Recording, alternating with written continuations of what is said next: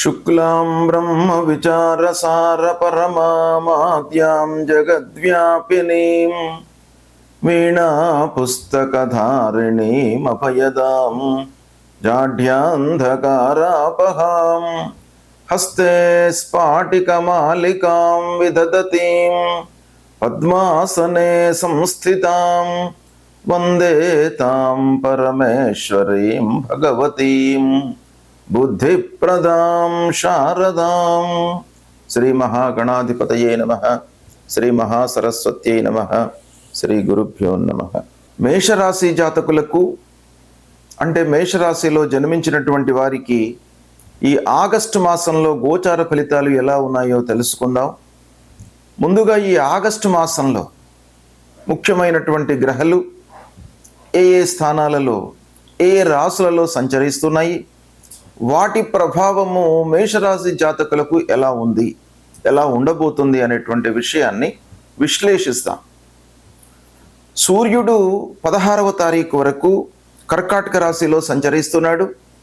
తదనంతరం సింహరాశిలోకి ప్రవేశించి మాసాంతం కూడాను సింహరాశిలో సంచరిస్తున్నాడు. కుజుడు ఈ మాసం మొత్తం కూడాను కన్యారాశిలో సంచరిస్తున్నాడు. బుధుడు 30వ తారీఖు వరకు కర్కాటక రాశిలో సంచరిస్తున్నాడు. గురువు మిథున రాశిలో సంచరిస్తున్నాడు.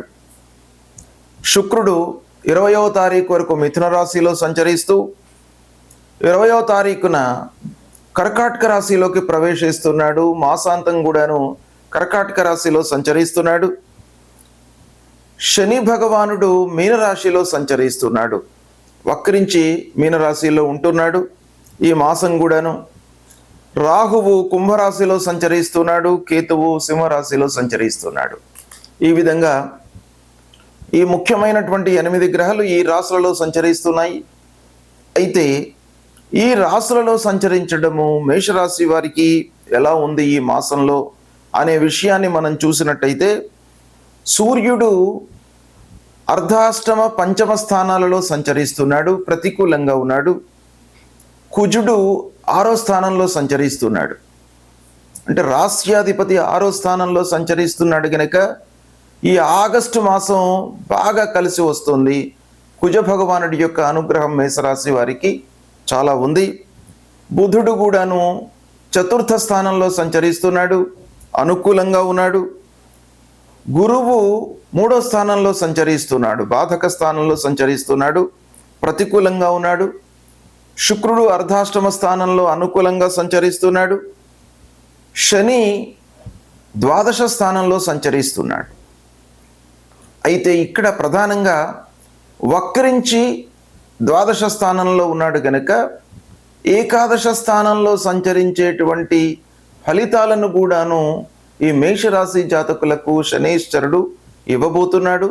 కనుక ఇది ఒక శుభ పరిణామం శని మూలకంగా. ఇక రాహువు ఏకాదశ స్థానంలో సంచరిస్తున్నాడు, అనుకూలంగా ఉన్నాడు. కేతువు 5వ స్థానంలో సంచరిస్తున్నాడు, ప్రతికూలంగా ఉన్నాడు. ఈ విధంగా చూసినట్టయితే కుజుడు, బుధుడు, శుక్రుడు, రాహువు 4 ప్రధానమైనటువంటి గ్రహాలు అనుకూలంగా ఉన్నాయి మేషరాశి వారికి. శని వక్రం మూలకంగా 11వ స్థానం యొక్క ఫలితం కూడాను ఇవ్వబోతున్నాడు. కాబట్టి ఓవరాల్గా ఈ మాసంలో బాగానే అనుకూలమైనటువంటి ఫలితాలు ఉంటాయి. అయితే ఓవరాల్గా మనం చూసినట్టయితే ఈ అన్ని గ్రహాల యొక్క సంచారాన్ని క్రోడీకరించి చూసినట్టయితే ఈ మాసంలో గ్రహస్థితి పూర్వంతో పోల్చినట్టయితే, అంటే గత మాసంతో కంపేర్ చేసినట్టయితే చాలా అనుకూలంగా ఉండబోతుంది. ప్రారంభించినటువంటి పనులు కొన్ని సకాలంలో పూర్తి అవుతాయి. అంటే మీరు ఏదైతే ప్లానింగ్తో ప్రారంభిస్తారో ఆ ప్లానింగ్కు అనుగుణంగా నిర్ణీత సమయంలో మీరు చేపట్టినటువంటి కార్యక్రమాలను పూర్తి చేస్తారు. అయితే కొన్ని పనులలో మట్టుకు కొంత ఆటంకము కనబడుతోంది. గురువు బాధక స్థానంలో ఉన్నాడు కనుక తద్వారా మనకు కొన్ని ఆటంకాలు అనుకోకుండా ముందుకు వచ్చే అవకాశాలు ఉన్నాయి. అయితే వాటిని మీరు అధిగమిస్తారు. ఆర్థిక భారం మట్టుకు పెరిగే అవకాశాలు ఉన్నాయి. ద్వాదశ స్థానం, ఊహించినటువంటి ఖర్చులు శని మూలకంగా కలుగుతాయి. అయితే వక్రించినటువంటి శని మూలకంగా కొంత లాభము చేకూరే అవకాశాలు ఉన్నాయి. ఒక పక్కన మీకు ఆర్థికపరమైనటువంటి ఇబ్బందులు కనబడుతూ ఉన్నప్పటికీ ప్రత్యేకంగా ఈ మాసంలో మీరు వాటిని అధిగమించేటువంటి అవకాశాలు బాగా కనబడుతున్నాయి. ఇక ఉద్యోగస్తులకు వర్క్ లోపల పని భారం పెరుగుతుంది, తద్వారా శారీరకమైనటువంటి ఇబ్బందులు గోచరిస్తున్నాయి. స్వయం వృత్తిలో ఉన్నటువంటి వారికి బాగా సంతృప్తికరమైనటువంటి మాసం. వ్యాపారంలో ఉన్నటువంటి వారికి వ్యాపారం బాగా కొనసాగుతుంది, లాభదాయకంగా ఉంటుంది. కొత్త పెట్టుబడుల విషయం మట్టుకు కొంత ఆలోచించడము మంచిది. రాహువు ఏకాదశ స్థానంలో ఉన్నాడు, లాభస్థానంలో ఉన్నాడు, మీకు సహాయకారిగా ఉంటాడు. అన్ని విధాలుగా రాహువు యొక్క అనుకూలత బాగా ఉంది కాబట్టి కొంత మీరు ఆలోచించి పెట్టుబడులు పెట్టినట్టయితే కొంతవరకు మీకు కలిసి వస్తుంది. ఏది ఏమైనప్పటికీ ఇన్వెస్ట్మెంట్స్ విషయం లోపల కొంత జాగ్రత్తలు తీసుకోవడం మంచిది. కొన్ని ప్రయత్నాలు వాయిదా పడతాయి. నలుగురిలో, సమాజంలో, సొసైటీలో మీరు మంచి పేరును తెచ్చుకుంటారు. తద్వారా చాలా పనులు మీకు ముందుకు సాగేటువంటి అవకాశాలు కనబడుతున్నాయి. ఇక కుటుంబ విషయంలో చాలా అనుకూలమైనటువంటి వాతావరణం ఉంది. భార్య, పిల్లలు, కుటుంబ పెద్దల యొక్క సహాయ సహకారాలు బాగా కనబడుతున్నాయి. ఇక బంధువర్గము మీకు బాగా ఉపయోగపడుతుంది. బంధువర్గం యొక్క సహాయ సహకారాలు మీకు బాగా అందుతాయి. స్నేహితులను కలుసుకుంటారు. ప్రతి విషయాన్ని కూడాను మీరు ఆత్మీయులతో ముఖ్యంగా ఈ మాసం చర్చించి నిర్ణయాలు తీసుకునేటువంటి అవకాశాలు ఉన్నాయి. తద్వారా సత్ఫలితాలను పొందుతారు, సఖ్యతతో ఉంటారు, సత్సంబంధాలు మీకు బాగా నెలకొల్పుకుంటారు. ఈ మాసంలో అందరితో కూడాను సంబంధాలు మీరు డెవలప్ చేసుకోవడం మూలకంగా మంచి పేరు, తద్వారా మీకు కార్య సాఫల్యము ఈ మాసంలో బాగా కనబడుతుంది. ముఖ్యంగా ఈ మాసంలో మీరు మంచి స్థాయిలో ఉన్నటువంటి వారితో స్నేహము పెంపొందించుకోవడానికి, ఆకస్మికంగా కూడాను మీకు వారితో సంబంధాలు ఏర్పడేటువంటి అవకాశాలు, పరిచయాలు ఏర్పడము, ఇలాంటివి మీకు ఈ మాసంలో కలిగే అవకాశాలు ఉన్నాయి. ఇక ఉద్యోగస్తులకు కొంత ఆఫీసులో అధికారులతో, హైయప్స్తో, తోటి వారితో కొంత ఇబ్బందులు మట్టుకు కనబడుతున్నాయి. మీరు ముఖ్యంగా తోటి వారితో మనస్పర్ధలు రాకుండా మీరు జాగ్రత్త పడాలి. హైయప్స్తో పర్వాలేదు, కొంత ఒక మోస్తరుగా ఉన్నప్పటికీ ముఖ్యంగా మీతో పనిచేస్తూ ఉన్నటువంటి వాళ్ళు ఆఫీసులో వారితో మీరు అనవసరమైనటువంటి గొడవలలోకి దిగకుండా, మనస్పర్ధలు రాకుండా, వైషమ్యాలు పెరగకుండా మీరు జాగ్రత్త పడడము ఈ మాసంలో చాలా అవసరము. తీర్థయాత్రలు, విహారయాత్రలు, దైవ దర్శనాలకు ప్రాధాన్యం ఇస్తారు. ఈ మాసంలో గురువులను సందర్శిస్తారు. రావలసినటువంటి డబ్బు మీకు సకాలంలో చేతికి అందకపోవడంతో కొన్ని పనులలో ఆటంకాలు మట్టుకు గోచరిస్తున్నాయి. అయితే పూర్వము ఉన్నటువంటి పరిస్థితి కంటే కూడాను ఈ మాసంలో ఆర్థికంగా మీకు కొంత కలిసి వస్తుంది. పూర్వము చేసినటువంటి అప్పులను ఈ మాసంలో మీరు తీర్చే అవకాశాలు ఉన్నాయి. రుణభారము నుండి విముక్తులవుతారు. ఇక సాహిత్యవేత్తలకు, సంగీత కళాకారులకు, సాఫ్ట్వేర్ రంగంలో ఉన్నటువంటి వారికి, మీడియా రంగంలో ఉన్నటువంటి వారికి, బ్యాంకింగ్ సెక్టర్లో ఉన్నటువంటి వారికి, మార్కెటింగ్ ఫీల్డ్లో ఉన్నటువంటి వారికి అందరికీ కూడాను ఈ మాసం బాగా కలిసి వస్తుంది. బుధుడు, శుక్రుడు, అంగారకుడు, రాహువు ఇలాంటి ప్రధానమైనటువంటి గ్రహాలు మీకు చేయూతనిస్తాయి. బాగా కలిసి వచ్చేటువంటి అవకాశాలు ఉన్నాయి. కాబట్టి ఈ శని మూలకంగా, శని వక్రించడం మూలకంగా మేషరాశి వారికి ఈ మాసం బాగా కలిసి వస్తుంది. దీన్ని సద్వినియోగపరచుకోండి. మంచి ఫలితాలను పొందుతారు. గ్రహస్థితి ప్రతికూలంగా ఉన్నప్పుడు మనము పరిహారం చేసుకోవడము, గ్రహాల విషయమై భగవంతుడి అనుగ్రహానికై పరిహారాలు చేసుకోవడము, స్తోత్ర పారాయణం చేయడము, ఆయా గ్రహాలకు నిర్దేశింపబడినటువంటి మూలమంత్రాలను జపించడము, ఆయా గ్రహాలకు చెప్పినటువంటి వస్తువులను దానంగా ఇవ్వడము, బీదలకు అన్నదానం చేయడము, నీడీ పర్సన్స్కు సహాయం అందించడం, ఇవి చేసినట్టయితే మీకు గ్రహాలకు సంబంధించినటువంటి దుష్ప్రభావము దూరమవుతుంది, ఆ భగవంతుడి యొక్క అనుగ్రహం లభిస్తుంది. ఈ క్రమంలో సూర్య భగవానుడు అత్యంత కీలకమైనటువంటి పాత్రను పోషించేటువంటి గ్రహము. అలాంటి సూర్యుడు అరిష్ట స్థానాలలో సంచరిస్తున్నప్పుడు, అంటే 1, 2, 4, 5, 7, 8, 9, 12 స్థానాలలో సంచరిస్తున్నప్పుడు ప్రతికూలమైనటువంటి ఫలితాలను ఇస్తాడు. 3, 6, 10, 11 స్థానాలలో సంచరిస్తున్నప్పుడు శుభ ఫలితాలను ఇస్తాడు. ప్రతికూల స్థానాలలో సంచరిస్తున్నటువంటి సమయం లోపల సూర్యుడి నిమిత్తమై మీరు ప్రప్రథమంగా మూలమంత్రాన్ని జపించుకోవడం చాలా మంచిది. సూర్యుడు ఆరోగ్య ప్రదాత. ఆరోగ్యము మనకు ఇండైరెక్ట్గా అన్ని విషయాలపై కూడాను ప్రభావాన్ని చూపిస్తుంది. ఆర్థిక సమస్యలపైన, మనం చేసేటువంటి పనులపైన, మిగతా కార్యక్రమాలన్నిటిపైన కూడాను ఆరోగ్యం ఇండైరెక్ట్గా మనకు ఒక ఎఫెక్ట్ ఇస్తుంది. కాబట్టి దాన్ని మీరు సక్రమంగా ఉంచుకోవడానికి, ఆరోగ్యంగా ఉండడానికి సూర్య భగవానుడికి ప్రతినిత్యం కూడాను మీరు నమస్కారం చేసుకోండి.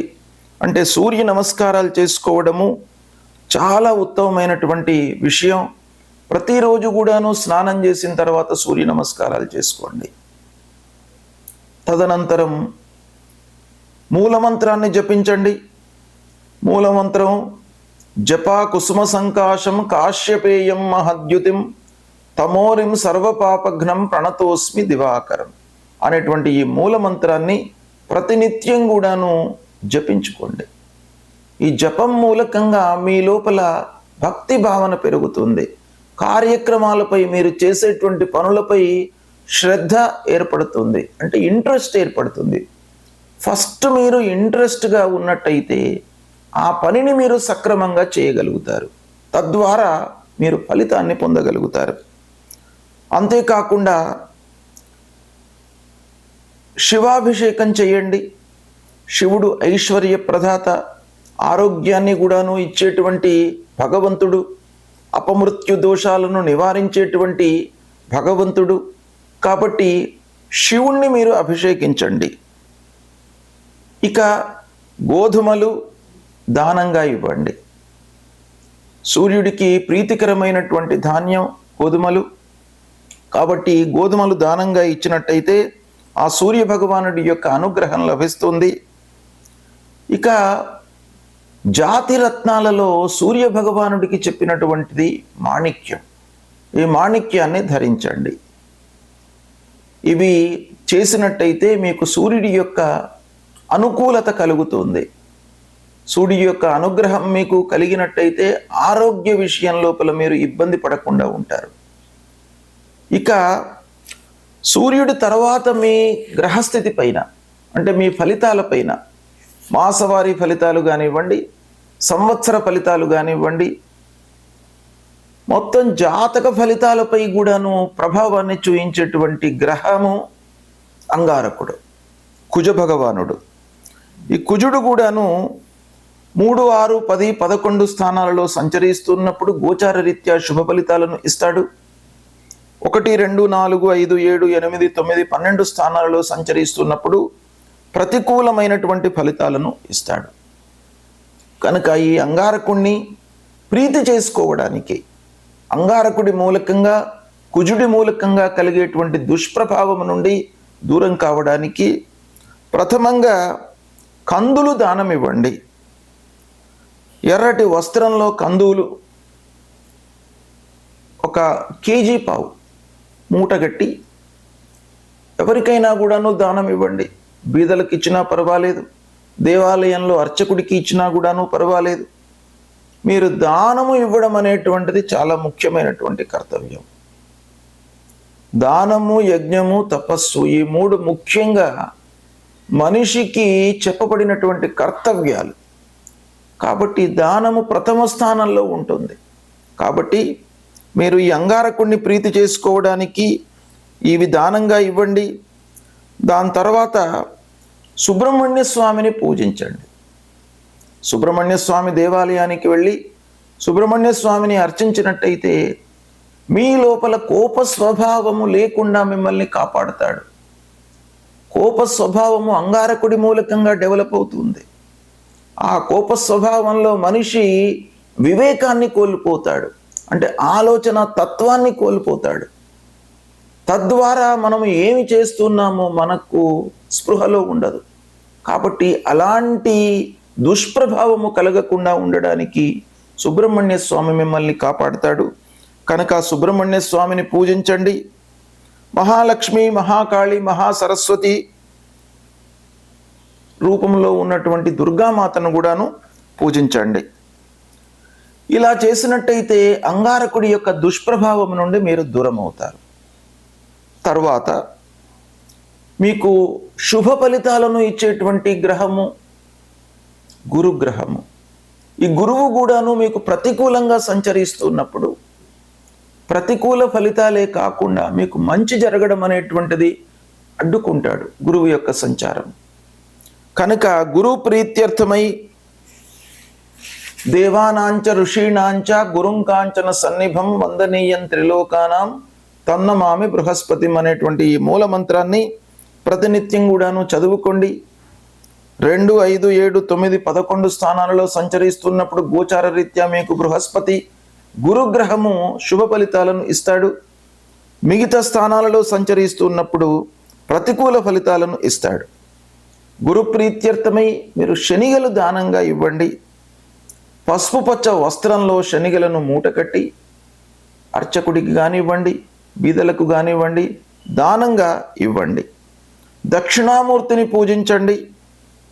దక్షిణామూర్తి గురువు కాబట్టి దత్తాత్రేయ స్వామి, దక్షిణామూర్తి గురువులను, సద్గురువులను పూజించడం మూలకంగా గురువు భగవానుడి యొక్క అనుగ్రహం లభిస్తుంది. తల్లిదండ్రులు కూడాను ప్రథమ గురువులు కాబట్టి తల్లిదండ్రులకు సేవ చేయండి. తద్వారా గురువు యొక్క అనుకూలత కలుగుతుంది. ఇక శనీశ్వరుడు, శని ప్రధానమైనటువంటి గ్రహం. 2.5 సంవత్సరాలు ఉంటాడు ఒక రాశిలో. దుష్ట స్థానంలో ఉన్నప్పుడు శని యొక్క ప్రభావం చాలా ఉంటుంది. కాబట్టి 1, 2, 4, 5, 7, 8, 9, 10, 12 స్థానాలలో సంచరిస్తున్నప్పుడు శని దుష్ప్రభావాన్ని ఇస్తాడు. గనక శని ప్రీత్యర్థమై మూలమంత్రాన్ని ప్రతినిత్యం కూడాను జపించుకోండి. నీలాంజన సమాభాసం రవిపుత్రం యమాగ్రజం ఛాయామార్తాండ సంభూతం తన్నమామి శనైశ్చరం. తర్వాత శని ప్రీత్యర్థమై నువ్వుల నూనె, నల్లటి వస్త్రము, ఒక ఇనుప ముక్క ఇవి దానంగా ఇవ్వండి. అంతేకాకుండా శివుణ్ణి అభిషేకన చేయండి. శివాభిషేకం మూలకంగా మీకు శనైశ్వరుడి యొక్క దుష్ప్రభావం తగ్గుతుంది. ఒక బిల్వదళం సమర్పించి ఆ అపమృత్యు దోషము పంచముఖ మహామృత్యుంజయుణ్ణి మీరు అభిషేకించినట్టయితే పంచామృతాలతో అభిషేచన కానివ్వండి, లేదా కేవలము నీళ్లు పోసి, అంటే నీళ్లలోనే సమస్తము ఉంటుంది అనేటువంటిది మనకు వేదం చెప్తుంది. కాబట్టి ఆ నీటికి అత్యంత ప్రాధాన్యత ఉంది. ఆ నీటితో మీరు శివుణ్ణి అభిషేచన చేసి ఒక బిల్వదళము సమర్పించి నమస్కారం చేసుకున్నట్టయితే శని మూలకంగా కలిగేటువంటి దుష్ప్రభావము దూరమవుతుంది. శని స్తోత్రాన్ని పఠించండి. ఇలా చేసినట్టయితే శని యొక్క దుష్ప్రభావము తగ్గుతుంది. ఇక రాహువు అత్యంత ప్రధానమైనటువంటి దుష్టగ్రహ. అంటే మీ లోపల ఒక భ్రాంతిని, భయాన్ని కలిగించేటువంటి గ్రహము. అలాంటి గ్రహము 1, 2, 4, 5, 7, 9, 10, 12 స్థానాల్లో సంచరిస్తున్నప్పుడు మీకు దుష్ప్రభావాన్ని కలిగిస్తాడు.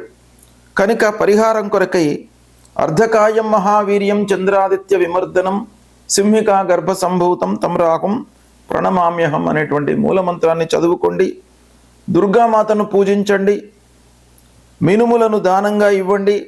గోమేధికాన్ని ధరించండి.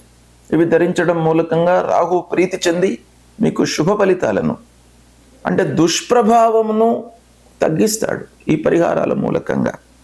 ఇక కేతువు 1, 2, 4, 5, 7, 9, 10, 12 స్థానాల్లో సంచరిస్తున్నప్పుడు ప్రతికూలమైనటువంటి ఫలితాలను ఇస్తాడు. ఫలాశ పుష్ప సంకాశం తారక గ్రహమస్తకం రౌద్రం రుద్రాత్మకం ఘోరం తం కేతుం ప్రణమామ్యకం అనేటువంటి మూలమంత్రాన్ని చదువుకోండి. గణపతిని పూజించండి. ఉండ్రాళ్ళు నివేదనగా సమర్పించండి గణపతికి. ఉలవలు దానంగా ఇవ్వండి. వైడూర్యాన్ని ధరించండి. ఈ విధంగా చేసినట్టయితే కేతువు ప్రీతి చెందుతాడు. కేతువు మూలకంగా కలిగేటువంటి దుష్ప్రభావము తగ్గుతుంది. అనుకూల ఫలితాలు పెరుగుతాయి. ఈ విధంగా ఈ పరిహారాలను మీరు చేసినట్టయితే గ్రహాలు ఏ విధంగా ఉన్నప్పటికీ భగవంతుడి యొక్క అనుగ్రహం మీకు లభిస్తుంది. చేసే కర్తవ్యం పైన మీరు మనస్సు నిలిపి ఫలితాన్ని భగవంతుడి పైన మీరు పెట్టినట్టయితే తప్పకుండా మీకు ఆ భగవంతుడి యొక్క అనుగ్రహము లభిస్తుంది. శుభం.